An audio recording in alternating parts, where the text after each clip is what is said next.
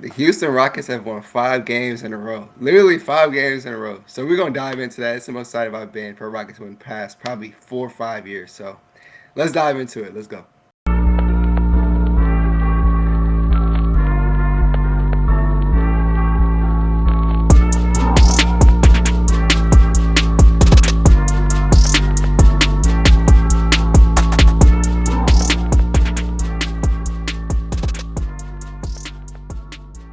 All right, and welcome back to the episode of the Bradeaux and Will Show. I'm your first host, as always, Will. You can find me on Instagram, Twitter, TikTok, and now on the PSF app at Bias Houston.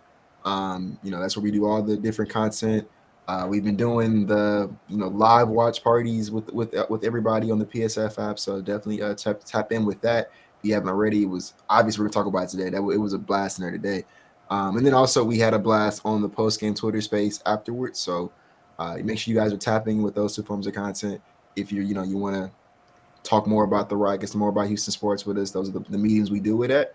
And then, of course, we really appreciate the support you guys have been showing the channel lately. It's been a lot of love shown on our most recent episodes. So, yeah, we really appreciate that as well. And I'll pass that to Brad.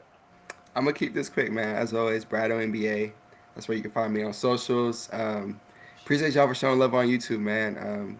If you're new to the channel, we appreciate you. Make sure to sub. We're dropping episodes a lot more now. But outside of that, I want to get to this W because again, 5 in a row. The Rockets have won 5 in a row.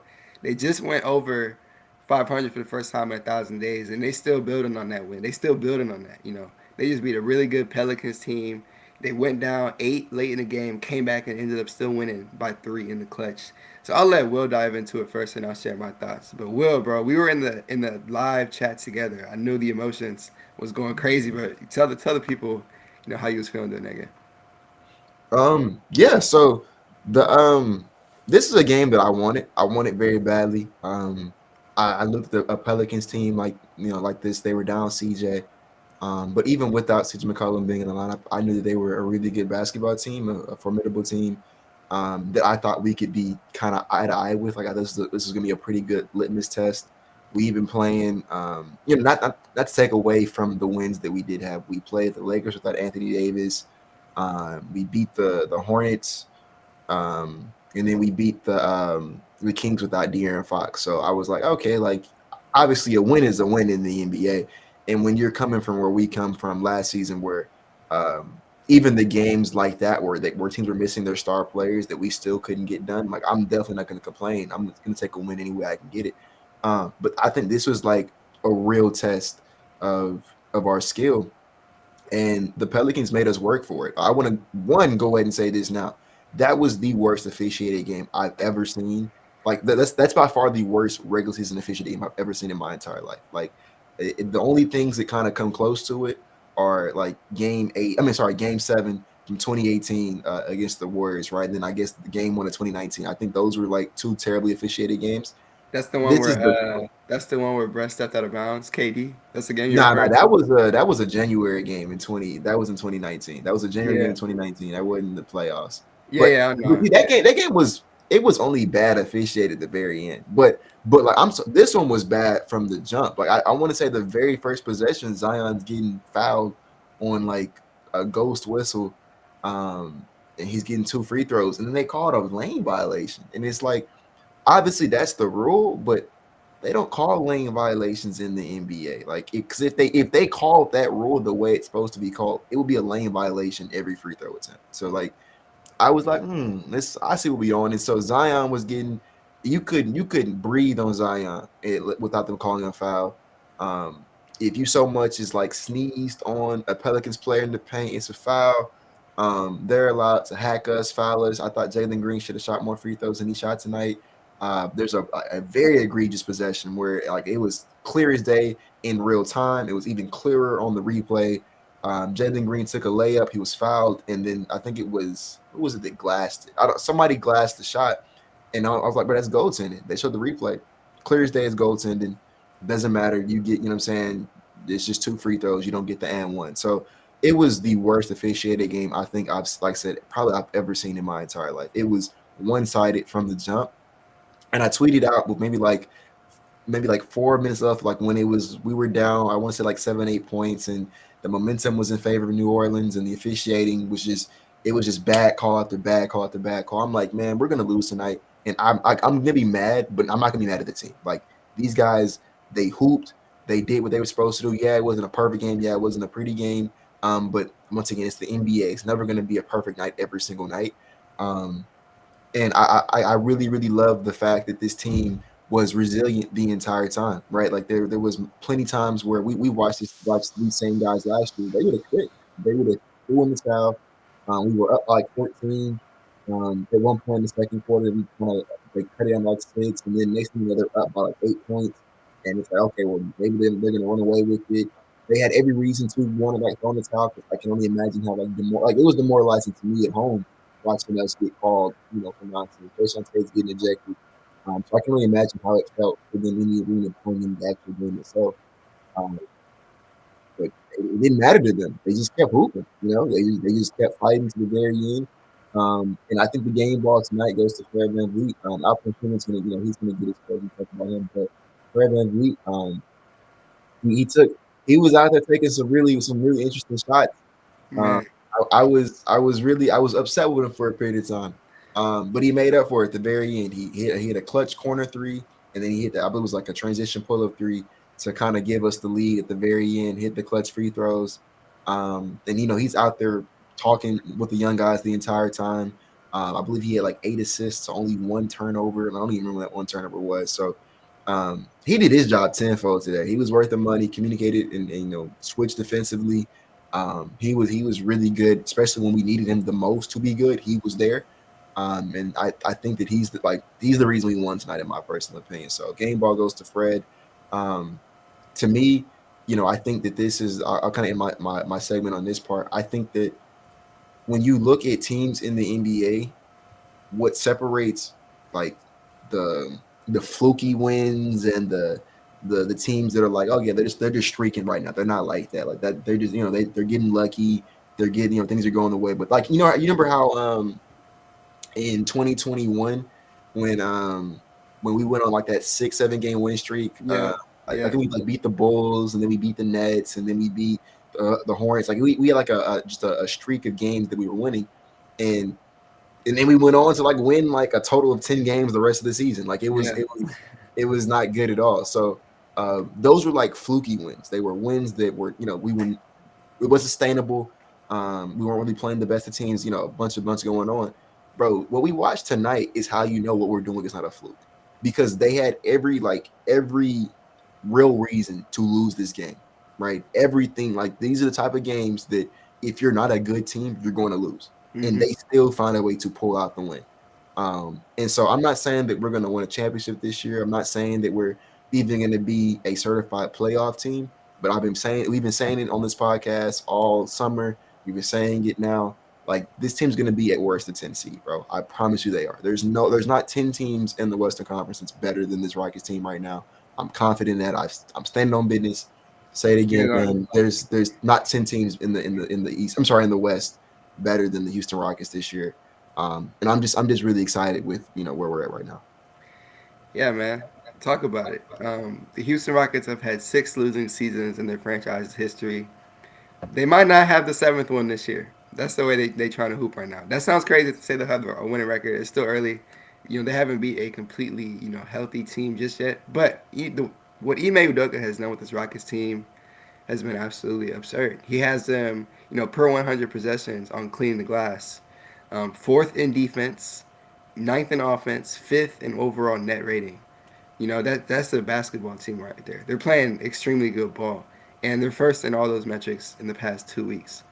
So what we're seeing right now is extremely rare, especially after a team again that's won 15 games, 20 games, and 22 games in the past 3 years. To then jump to this after losing the first 3 games of the season, like they're hooping. I said it last episode. I was legit excited watching these guys blow out the Lakers, and now I'm even more excited watching this team fight adversity after being down 8 and coming back to win the game. A few shoutouts from the end of that game. Dylan Brooks only played 8 minutes through 3 quarters because of foul trouble. He played that whole fourth quarter and was locking up. Played great basketball. Even got a huge and one in the post. A play that Ime Udoka had drew up. Like even right before he got the and one, he had a post up and they called a foul and they went right back to it. And he still got the N1, and then they had to take dude out that was guarding him. That's good coaching right there. Outside of that, Fred VanVleet, as you said, Will, he has the most ridiculous shot selection I've seen in a minute. He takes he takes about 9 threes a game. Cool. He hits like 36% of them, but man, he's taking like 30 footers. Um, he missed one of them. It looked crazy. He ended up hitting the corner three. Good, cut the Yeah, lead. bro, he was about to get nasty for him if he hit Yeah, that it was corner gonna be three. nasty. I think that cut the lead to two, if I'm not mistaken. Then next time down, he literally pulls a 31 footer or something crazy like that, and then the Rockets up one. And you can't be mad. You got to be like, okay, Fred, that was big time. And then he comes down, hits two big free throws in the clutch. Rockets win the game. And I'll say it time and time again. Fred VanVleet splits, they're kind of crazy. I'm not going to lie. They're kind of crazy.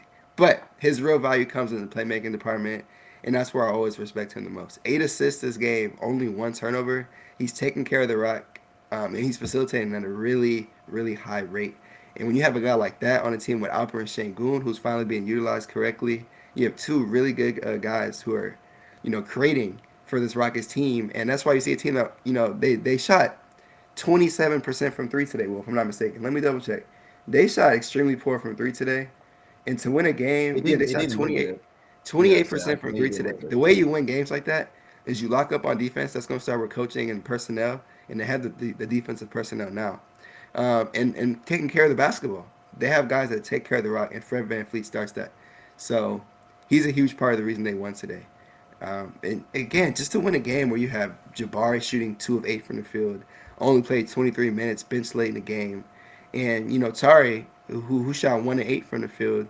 You got those two guys combining for 3 of 18, and you still come out and win this game. As Will mentioned, terrible officiating, one of the worst missed goaltending calls I've seen in a while, giving the Pelicans every ticky tack foul. And I hate complaining about refs, but only if it's egregious, I'll sit here and complain about it. And that was really a bad officiating night.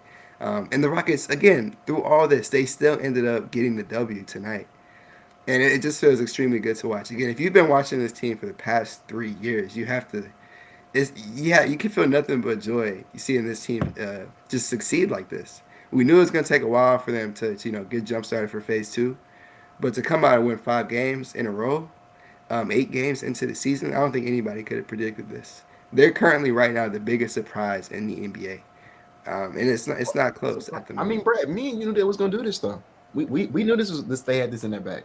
I knew they had it in their bag, but I didn't think it was going to happen this quick. Even me, to rattle off 5 straight wins is impressive. Again, they're playing teams that aren't necessarily at full strength. The Kings have missed De'Aaron Fox 2 of those games.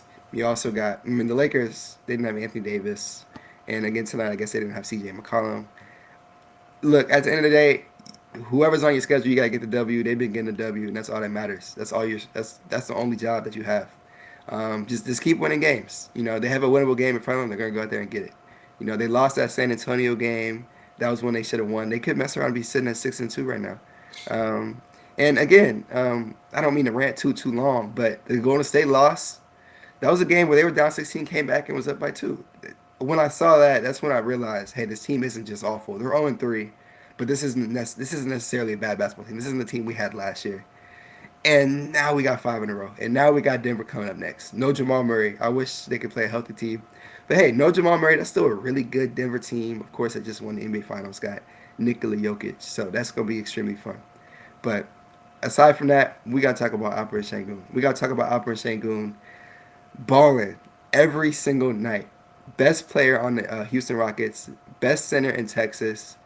And he's damn near an all-star in the West. I'll go out there and say it. Nah. He's not damn. He's an all-star, bro. He is, but at the end of the day, we both know he probably not gonna get the All Star He's work. That's just how it works. he's playing like he's He is playing like an playing like an all-star. All Like Star. You can Houston, I said it in the space. I tweeted it. We have to be active this year when have it to. comes to voting because he should be in the game. There is not what is it 3 centers per conference or I don't even know how they do it. Whatever. There's not 15 guys in the Western Conference who deserve a spot in the All-Star game more than Alperen, especially if this team continues to win like we've been doing. He has to be an All-Star. There's no Yeah, way that game can occur and he's not on the roster. No way.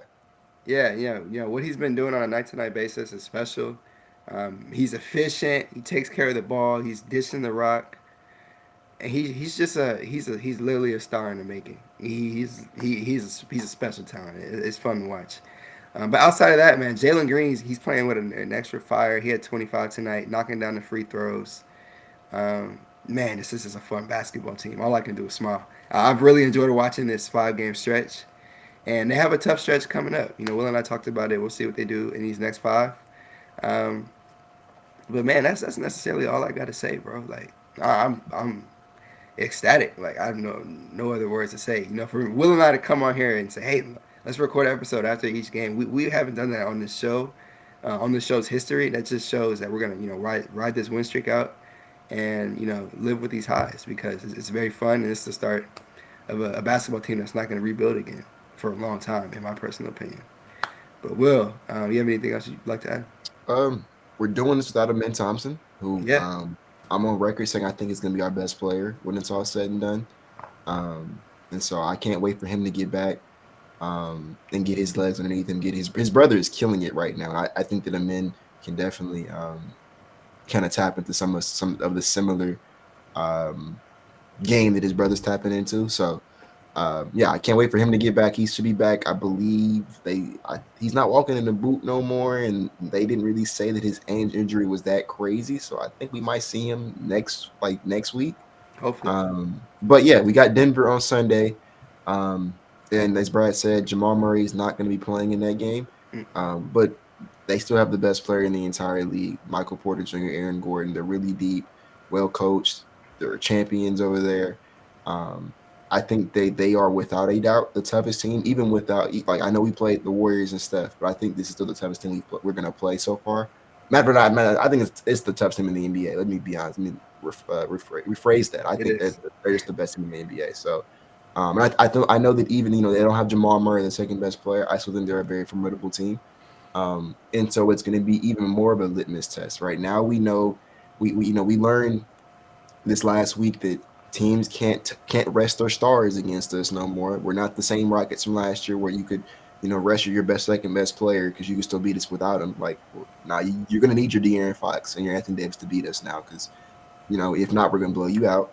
And even if you do got him, I'm not even sure we still beat you by 30. So I don't even know if that would have made a difference. But so yeah, you can't rest your stars. Then we also learned that we're able to compete with the teams that are on the same kind of level as us. I think the Pelicans are definitely a team that we could look in the eye and say that we are peers to them right now. So we know that we're on track with those guys.